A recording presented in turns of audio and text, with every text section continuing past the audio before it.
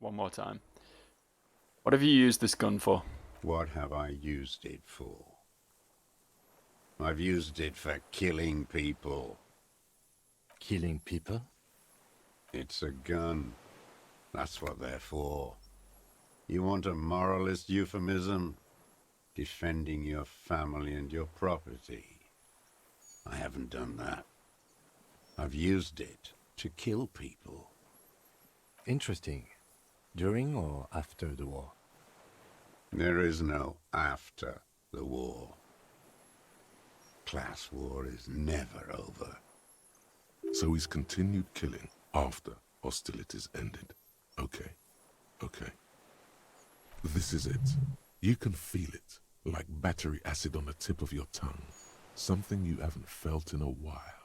But what? this is what you live for. This is the shit. The great serotonin jackpot. The solution. Go in straight. No euphemisms. He doesn't like those. No. Be careful now. Slow and steady does it. Make him repeat it first. Don't mess this up. Remember, he wants to tell you. Get personal.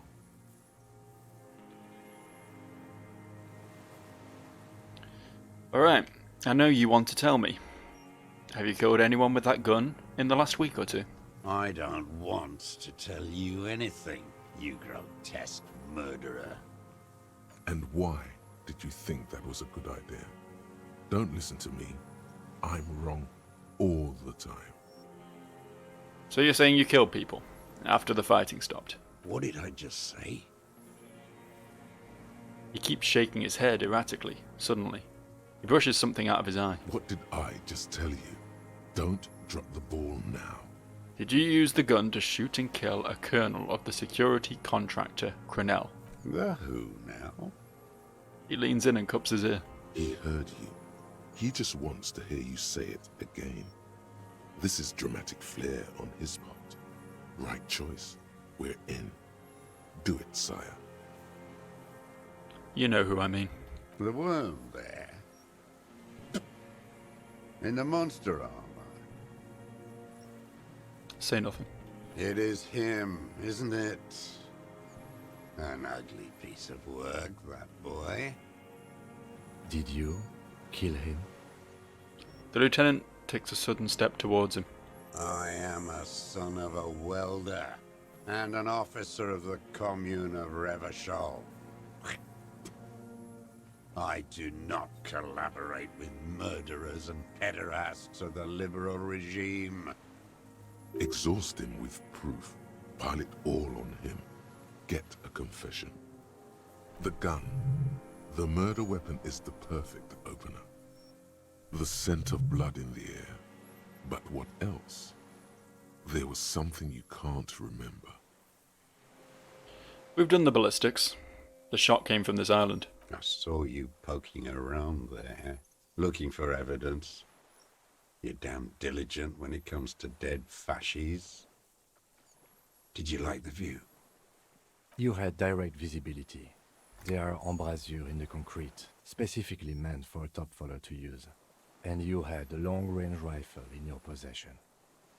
The lieutenant softens his voice. You've been here a long time, Mr. Droz. Too long. You need medical aid. I'm ready to die. I've done my part. He's practically admitting to it. Dead fascists for fascists. Done his part. Just one thing remains unclear. The rifle does not seem to have a scope. So one thing. Where's the scope? How did you make the shot without a scope? We have everything else. Forget about your stupid fucking scope. I don't know where it is. Find it yourself. It's your problem now. He lost it. He just doesn't know where it is. Forget it. Push on. It's the best uninterrupted line of sight into that window in all of Martinez. Because it's a sniper's nest, you stupid fuck. Radio Gosh is right. You have worms in your brain. Another sudden twitch, and then one more in his right eye. What am I forgetting? Wait, here it comes. The goddamn Maybells. The dried Maybells on Clausia's roof. My head hurts now. Who cares? There were Maybells in the grass when you got here. And on Clausia's balcony. There were Maybells behind the victim's window. Damn Maybells. The whole island is turning white with them. He seems tender suddenly. Nostalgic even. A strange mood swing. So many this year, too. The spring is coming. No, it's already here. Wash the filth away. I haven't seen these flowers anywhere else in Martinez. Only here. They blossom on the islets before. We fertilize them with our blood. Resurrection was snow white in May, before they ruined it. The coast, too, before they piled their containers on top of it, filled with broken, useless trash for fat-fingered bourgeois children to play with. A young woman called Classier. Ring any bells? The dried flowers were behind her window. Classier. He knows her, but hadn't heard the name. You know her, right? She had intimate relations with the victim. The mercenary. With the victim. He turns his sight from the whitening field of flowers and falls silent. Then the muscles in his jaw twitch. A spasm. There is a small tremble. Looks like a smile. A crooked smile. Yet isn't quite voluntary. He's about to burst. Okay, let's just back off for a moment. Tell me this. You're lost, Dwat. You're lost. He shakes his head, tufts of grey-white hair on his skull and chin. One more time, Mr. Dross. The Colonel. We need to talk to you about killing him. Petty bourgeois law. This is all you care about, right?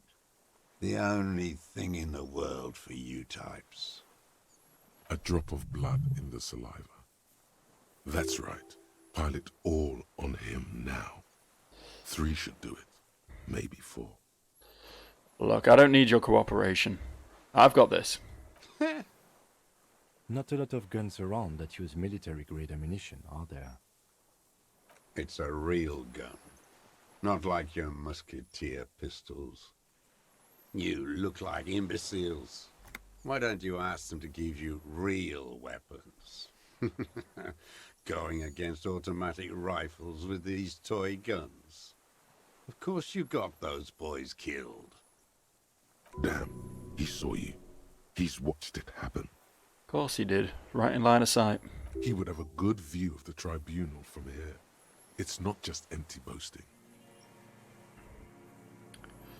Stop changing the subject. We have the murder weapon. You know what? You're right.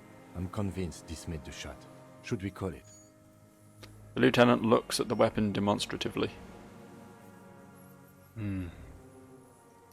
You think we have the murder weapon? 4.46 jacketed ammunition, modified for range. We have it. This is it. Alright, I'm calling it. We have the murder weapon. Good. The lieutenant takes out his notebook and draws a single line. This feels good, doesn't it? Tearing things up like this. When you have the murder weapon, you have the killer. And yet he still hasn't admitted to it. Can't help but wonder if there's still some shadow of a doubt here. Murder. The old man does not say more. He just glances into the reeds and then twitches once more. You know who he was. A coalition-trained murderer.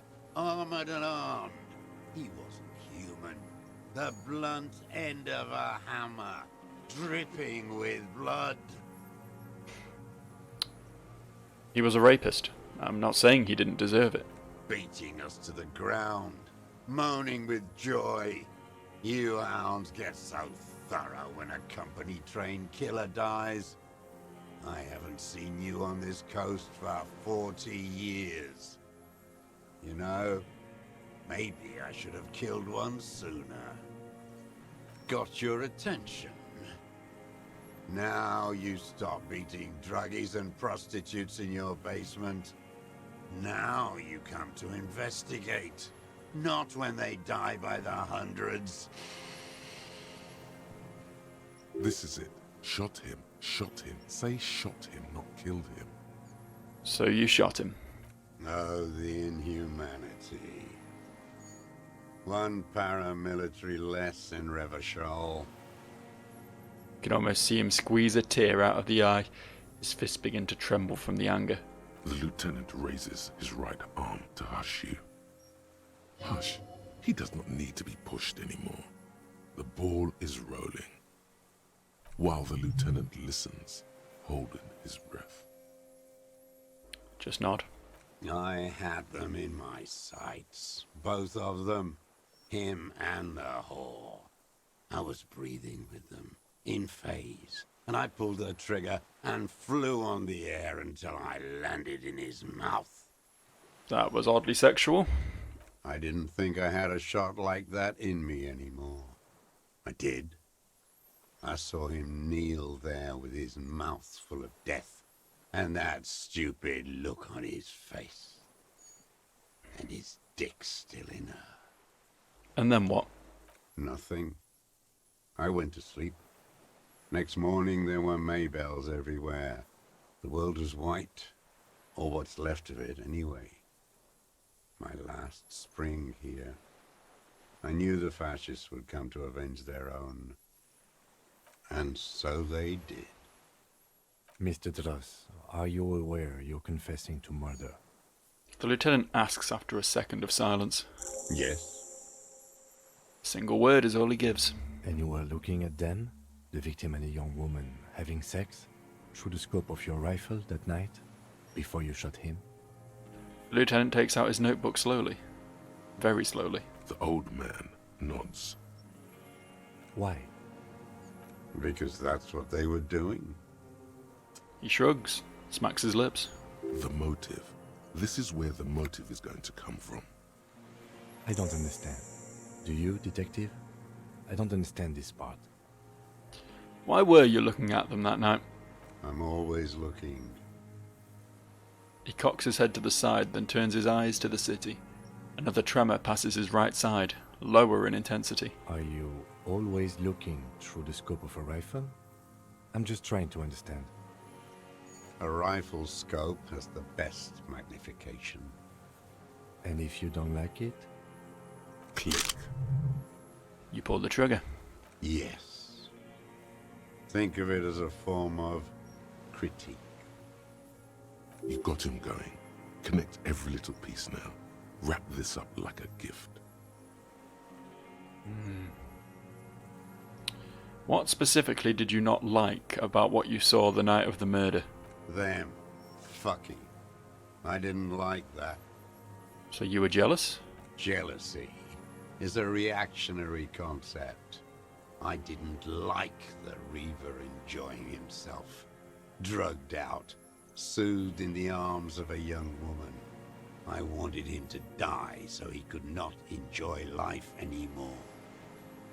And I wanted to see his head explode. That too. She should know better than to hold a child murderer between her thighs. I knew he'd be there for one more second, writhing. That's all it takes for the bullet to reach his head. Now that I think of it, I wasn't aiming for his mouth. I wanted his brains to spill out on her. But you can't have everything. How long had you been watching her? Since she came to Martinez. I saw her sneaking in the reeds early in the morning, behind the Fell building. It was dark, still winter. She didn't have her skimpy outfit on then, just a spot in the night, moving. Past the Fell building on the coast? What was she doing there? Hiding a passport, probably.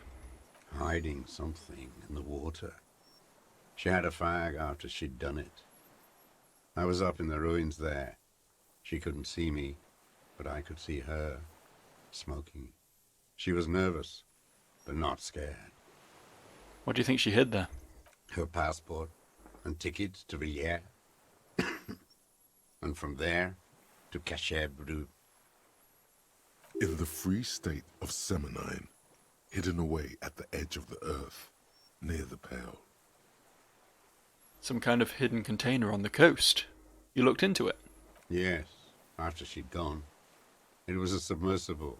Well made, actually. Sloppy, we should have gotten her to tell us about this. Did you take the documents?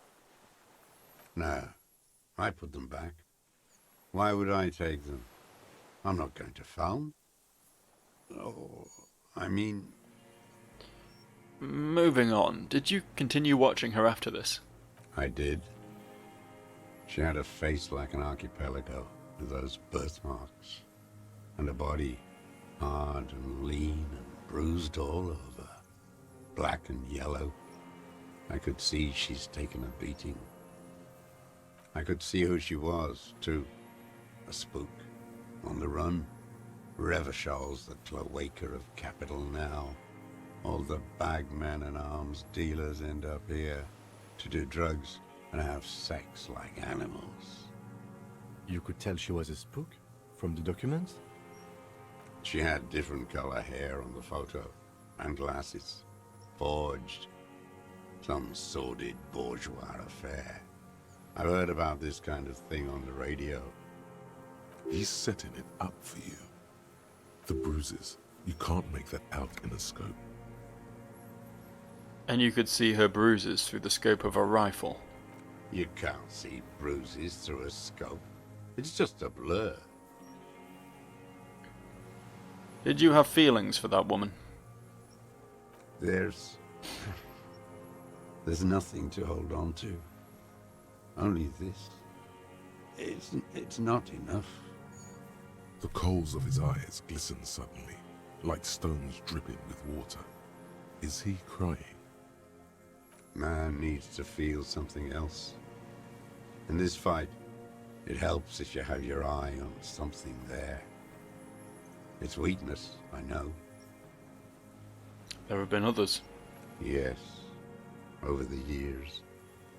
It's not unproletarian to feel something. Was that why you left the dried flowers behind her window? No. He starts to shake his head again, a sunflower on a withered stalk. Why then? I don't really know.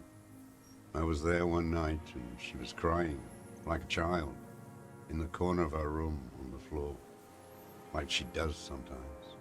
When was this? The day after I killed him. And you brought her Maybells? Yes. I don't know why I do the things I do anymore. You wanted to console her. Maybe. I have these holes in my brain now. I wouldn't just sit here waiting for you. If you came 10 years ago, I would have killed you. He wipes his eyes. In the silence, the lieutenant draws a line in his notes. One more down. So in conclusion, it wasn't about him. It was about her. Her. He repeats, staring at the ashes. Then the reeds. There's a twitch in the corner of his eye. The lieutenant nods at you in acknowledgement. That's it. Motive. We have it. Where is she, that Clasier? I haven't seen her there for days. She got away. We don't know where she is. Good for her. That girl kept staring into the scope, you know. In the end, this last week, kept staring at the island. At night, crying or smoking on the roof, like she knew I was here. It doesn't matter. Across the water, on a dilapidated jetty in a nameless village, made of grey cinder block houses with Eternite roofs, 2 police officers and 1 special consultant look across a narrow strip of sea. He's there, doing what exactly, I don't know. Satellite Officer Vic Mayer points at the ruins. Behind that anti-aircraft something, That's why we can't see him. Special Consultant Heidelstein is optimistic. We'll see the boat when he comes. Let's go get a coffee until then. I know this interesting little place. Where? His voice trails off as the three walk down the jetty. As the men go, Patrol Officer Minnow looks back over her shoulder at the crumbling fortification like a rotten tooth rising out of the water. Good luck, Harry, she thinks. You need something good for this. We could get more. We've got him talking. Who knows what he's seen and done over the years? So, you been looking at anything else you haven't liked? A tragic comedy. Druggies, prostitutes, and rentiers. A strange little engine seems to fire up in him again. It straightens his back. The familiar put, put, put of hatred. More specifically? Specifically, the whole city is a charnel house. Stripped clean and draped in neon. But Martinez is the worst. How come? Because of the racists. Everyone is a racist in Martinez. It's their favorite thing to do in the whole world. Listening to race-themed radio shows. In the ruins, in their lorries. You point Sinland. Pumped full of steroids and Radio Revachol 92. Race this, race that. It's all sanctioned by that Social Democratic Union and the farce of a Social Democrat who runs it. Mr. Clare.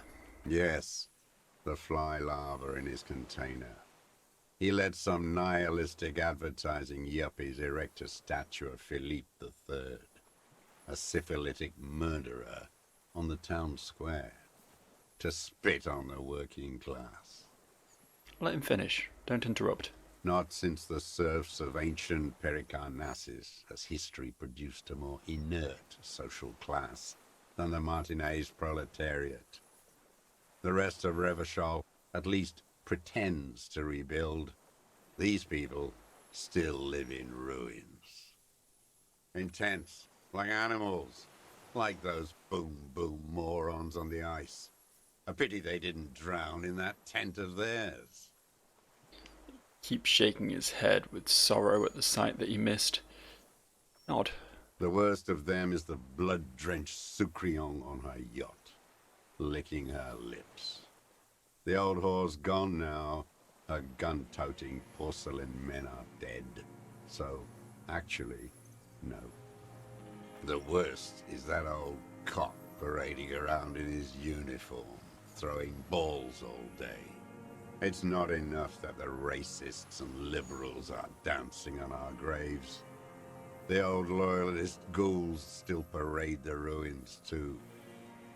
Every morning he's there, while the parasites he fought to protect are off in Ozon, or Quayamorang, or some other island they built their palaces on, feeding on drugs and having sex with their own children. Say nothing. That's all the rich really want. Sex with their own children. Throughout history, even the royal bloodline of the suzerain, it's all just an excuse for them to have sordid sex. At least that old cunt Frisell is now dead. Uh-huh. Now, I have some questions about this. We did good when we pushed him under the horse car. Until, in the 30s, those disco whores. He breathes in, his breath heavy with hatred. He cannot make out a single word. The disco whores are too much. Hatred shuts down his brain's language center, leaving only a nonsensical sputter. There was something about a statue and nihilistic advertising agency people might be worth investigating. Disco whores. Whores. It's all he says. Even that word has to be pushed through his teeth with great force. The rage seethes too hard.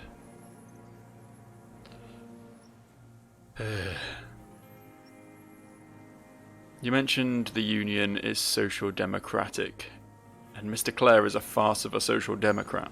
Another hideous disappointment. Unions are the real enemy. The true enemy of the proletariat. Placating the masses. What? Disappointment. So personal. He displays a familiarity with the Union's top brass.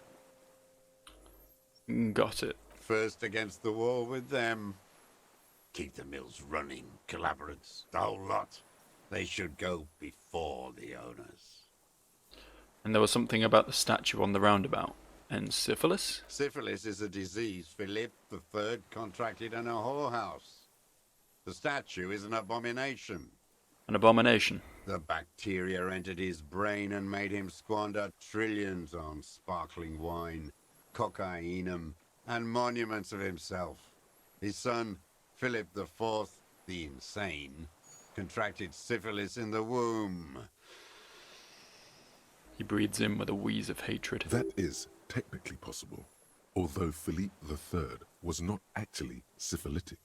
He was just mad. And he still went on to govern Revachol for 25 years. We lost 2 million lives toppling that mode of government.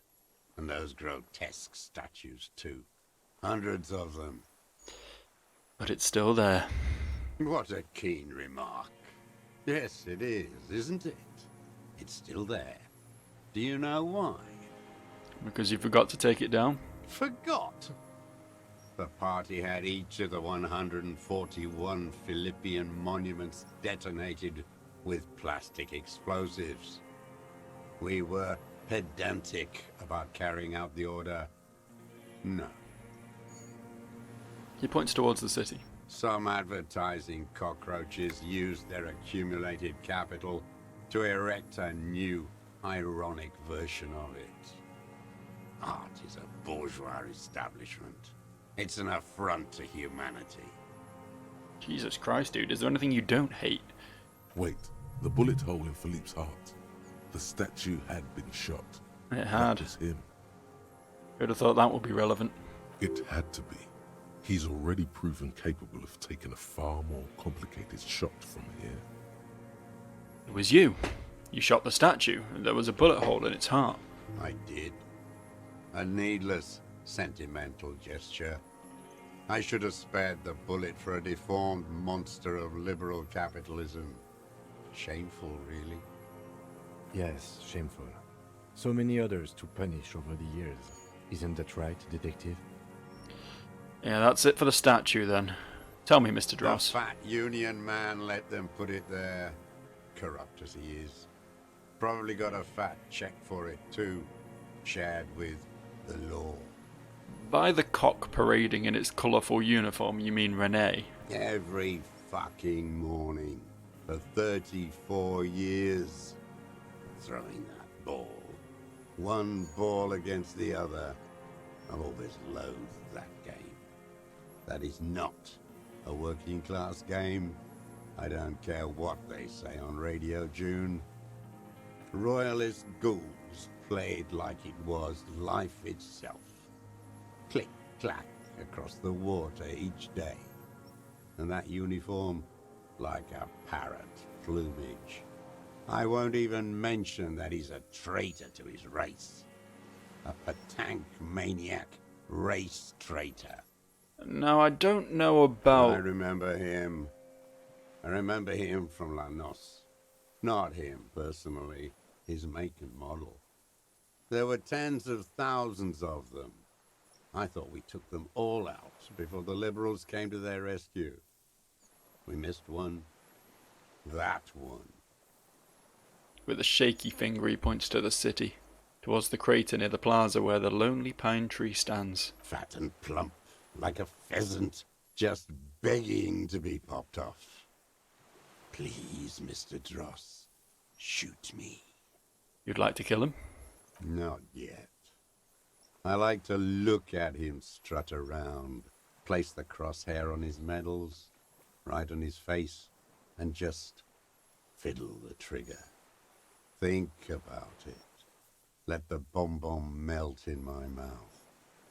Save the treat for later? The lieutenant asked cheerfully. He is a juicy bonbon, that one. A real treat for the black day, the blackest. When I put that gun in my own mouth, I think, no, don't waste it. Put this lead in that cock, Rene. For the boys he killed. And then I look at him throw those balls, and I suddenly feel He lets out a wistful sigh. better.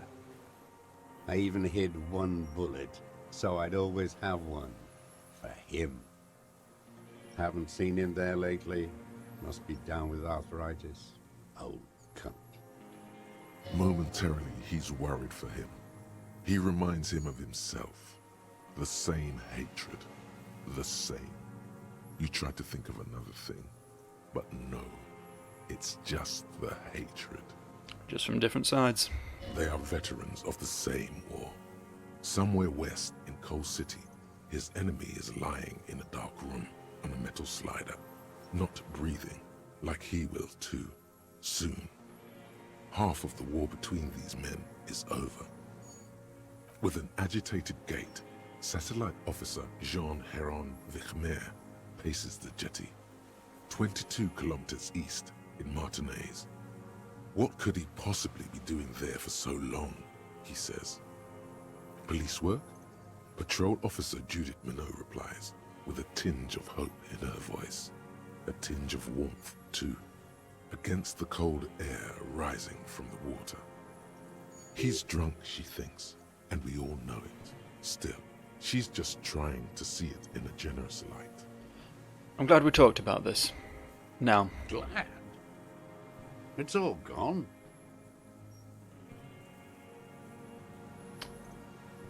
Josef Lilianovich Dross, you're under arrest for the murder of the Cornell Colonel here in Martinez. What? But you said I would be taken to the... The sum of all the erratic movements, fidgeting, and mood swings he's been exhibiting. Your Wayfarer rights have been suspended.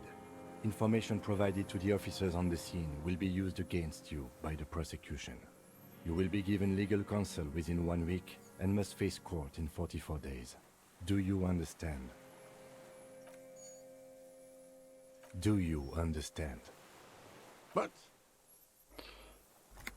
Do you understand, sir?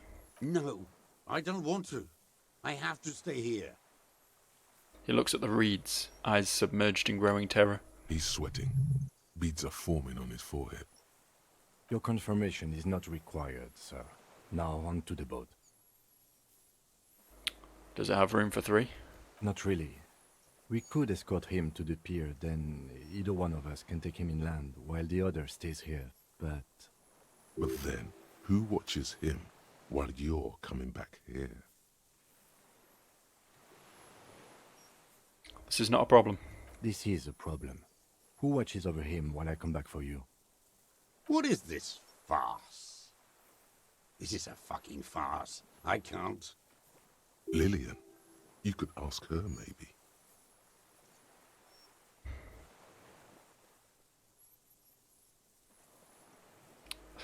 Can't do that. Fucking hell, man. Wait. You thought you heard something, but it's just the reeds. Maybe we could all fit in there. We could all fit in the little boat. Actually, no. I guess we can ask the net picker to watch him. This is no harmless old man. The lieutenant shakes his head. This fucking world. This world. What is this? No, listen. Listen now. Okay.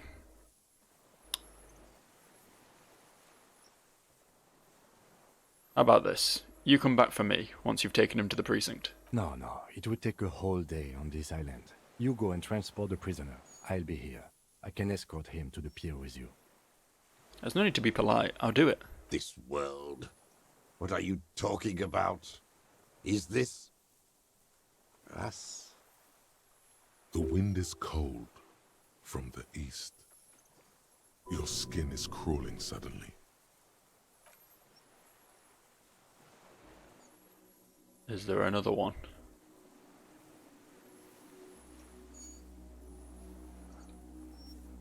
It's the Insulindium phasmid, holy shit. What the fuck, man?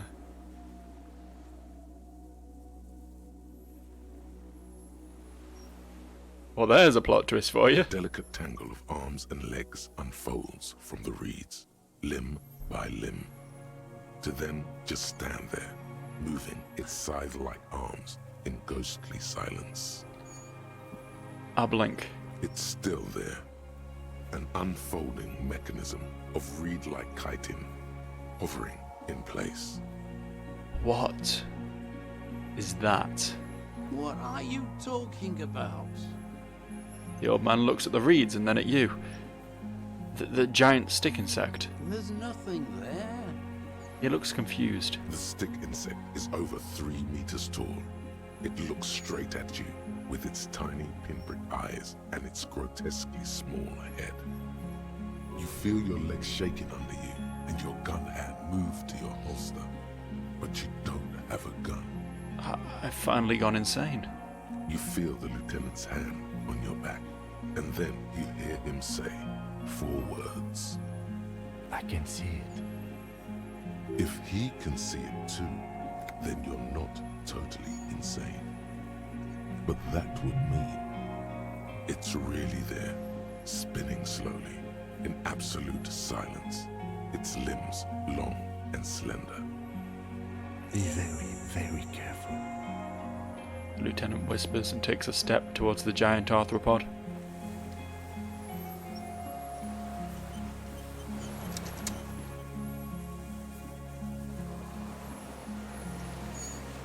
Okay. Alright. The creature stands on long stilt-like legs, antennae hanging from its head like a woman's hair, white and curled at the tips. It is no more than 5 steps away from you. Reed-like tufts stick out of its joints. As the insect moves its forearms, it produces a faint hiss, like a reel-to-reel machine spinning after the tape breaks. Approach carefully. Slowly, with your breath held, you take 2 small steps toward the phasmid.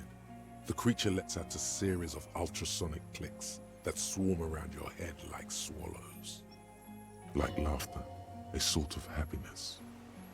The tracheal system on the creature's abdomen expands in front of you to take in and expel air. It's smelling you. Hissing and clicking, it extends its mandible-like antennae to greet you. You're right below it now, looking up at the colossal chitin of its white limbs. The head of the creature is crowned by reeds, and its eyes are like small droplets of water. Hello, I'm Harry. I don't really know who I am. No reply. A total ancient silence comes from its mouth, along with what appears to be some kind of foam. The stridulations of its limbs continue all around you. Stand on the odd tiptoes and look a bit more closely. You were right. Little bubbles form on the mouth parts of the creature, on its segmented lower lip. It looks to be foaming, slowly. The foam is white, then yellowish. Kim, it's foaming. Careful. It may be poisonous. The lieutenant watches you apprehensively. The foam slowly turns a darker shade, like burnt caramel, as the insect moves its mouth parts, masticating. The little bubbles begin to burst, one by one. Tell me, what are you doing? I exist. I exist too. Tell me what it's like for you. I'm ill. What is your illness? I'm ill in my head. I'm insane. That's how it is for me. I am not. There isn't even a central nervous system in my head. Only mouth parts. We're eating white blood plants.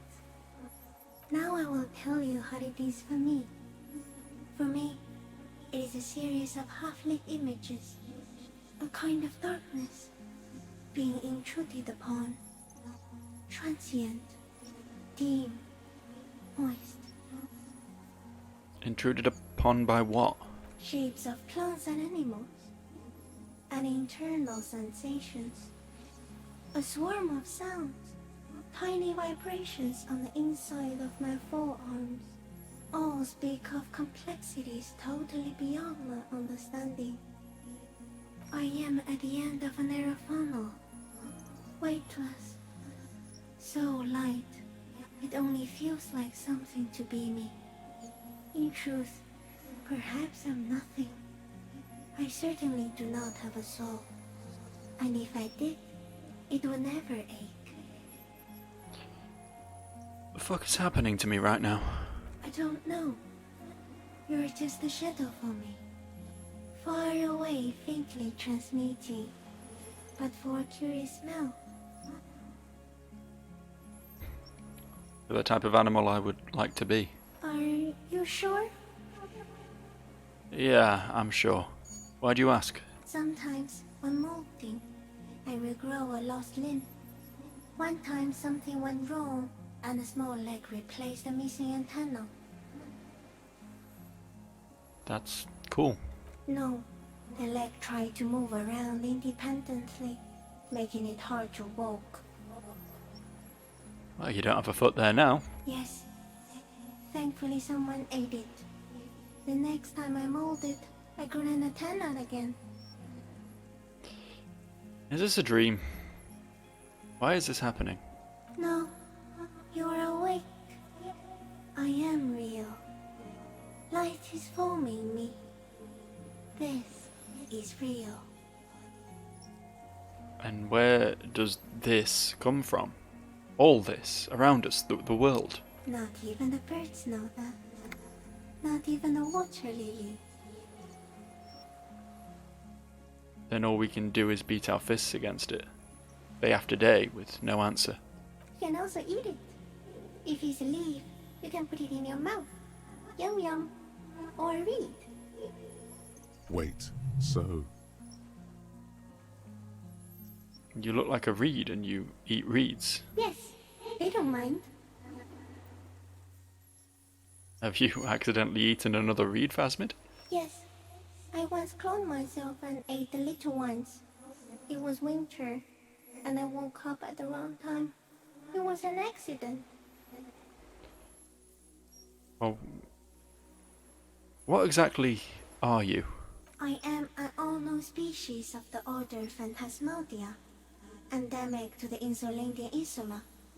For the last 350 years, I have hidden in plain sight, masquerading as the reeds, molding, cloning myself, unfolding at night to play with trash bins and boys. I went unnoticed by the first settlers and the land surveyors of the suzerain, also by the soldiers of the revolution and the officials of the occupation. Even the Seminese islanders who came here first, but did not stay, have not seen me. I have stayed hidden through 4 forms of government and 2 scientific revolutions, until I was accidentally discovered by a detective of the citizen militia in Reverchot, district of Martinez, March 51. That's insane. No, you are. The moral of our encounter is, I am a relatively medium life form, while it is you who are a total extreme madness. A volatile senior nerve system ominously new to the planet. The Pale too came with you. No one remembers it before you. The Nidarians do not. The radially symmetrics do not. There is an almost unanimous agreement between the birds and the plants that you are going to destroy us all. Wait, what is the Pale? It is a nervous shadow cast into the world by you, eating away at reality. A great, unnatural territory. Its advent coincides with the arrival of the human mind. I don't have that kind of power. You're a violent and irrepressible miracle. The vacuum of cosmos and the stars burning in it are afraid of you. Give me enough time, you will wipe us all out and replace us with nothing. Just by accident. How? We suspect it will be something like the oxygen holocaust that wiped out anaerobic life 2.6 billion years ago, when organisms first started breathing. Only much worse. Instead of air, you exhale thoughts. There are no trees that eat thoughts. I don't want to know. Also, very, very dangerous. Kim, am I having a violent epileptic seizure? It doesn't look like that, no. What does it look like? You're just staring at it. Nothing. Just looking at the stick insect. Everything is normal. I think we should take a picture, and then you should back away from the unstudied species. I have to say goodbye now. I have no more thoughts, that was all. No, there is one more.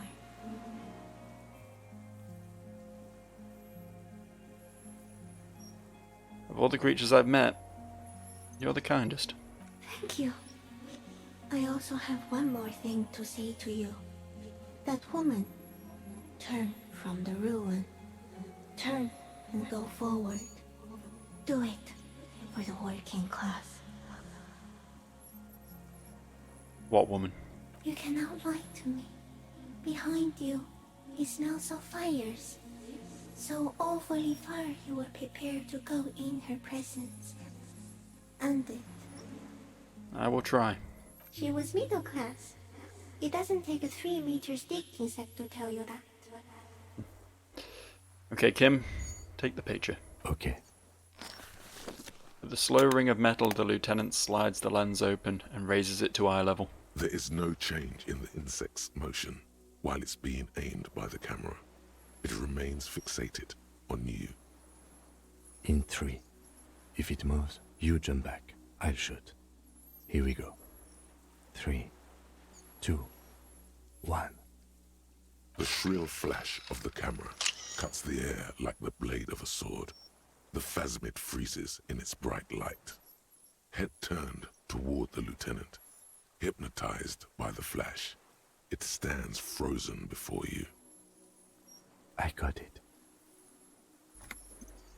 You hear the lieutenant whisper as the creature's shape develops onto photo paper in his hand. A polychrome ghost of white streaks against the reeds in the sky, and you as a shadow before it.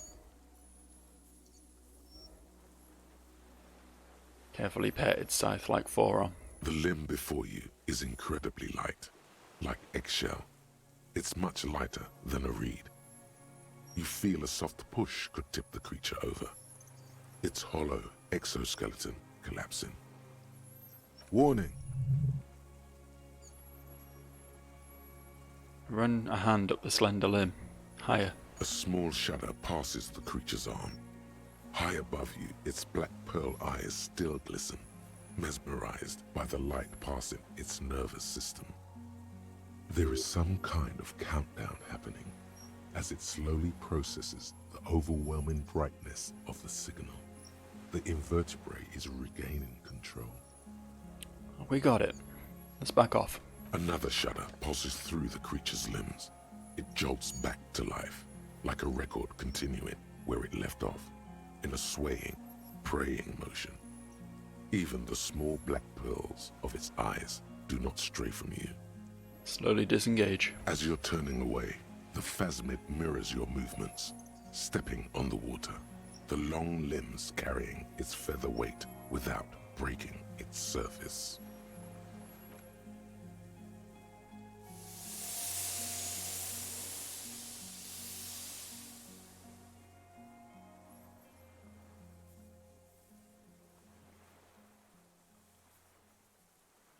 And just like that, it's gone.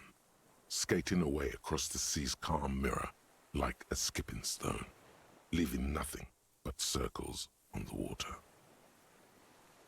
And something under it, in the place it stood, bobbing there, among the reeds, a collection of items. It's gone. The lieutenant looks north, with his hand raised to his brow. What's that in the reeds? Looks like a nest of some sort. We should have a look. What now? What now? The old man behind you repeats suddenly. He's put his hand into the ash. It's dirty and black. In some kind of strange, semi-catatonic state. Our suspect is not looking so good. We need to check on him. Yes, we do. Date of birth generator. Important timing, this. You were born in the year 07, in the last year of the commune of Revachol, right before it fell, in the old military hospital on the ground floor, where people usually came to die during a snowstorm. The revolution had about 1 year left to go, and the fires were still burning bright. There were explosions in the blizzard. This was 44 years ago. You are 44 years old. The bloating might never leave your face, but beneath it, you still have some years. You still have some hope. Nice. Nice little bonuses. I don't think we need to worry about this at this point. What's in the crate? A helmet and a rifle scope. Well, isn't that convenient? Isn't that so very convenient? Is the scope not something we can interact with? I guess it's not, but it's what we were looking for. What is it? What do you want from me? I can't go. Something is very wrong with him now. Sir, how could you not see the phasmid? See. He stares at the reeds and falls silent. Mr. Doras? The man does not respond. He keeps staring, black eyes glazed over and bulging from their sockets, his gap-toothed mouth shaking. Touch his shoulder gently. The plastic cape feels coarse. A light shiver passes the man. Other than that, no reaction. He feels small and frail. He's going into some kind of psychomotor immobility. The good news is, this solves our transportation problem. Doesn't it, Mr. Doras? The trembling mouth appears to sigh. Between this and the broken tire he's used for a boat, I think it's safe to leave him here, while we go and get help. It will need to be medical first, I'm afraid.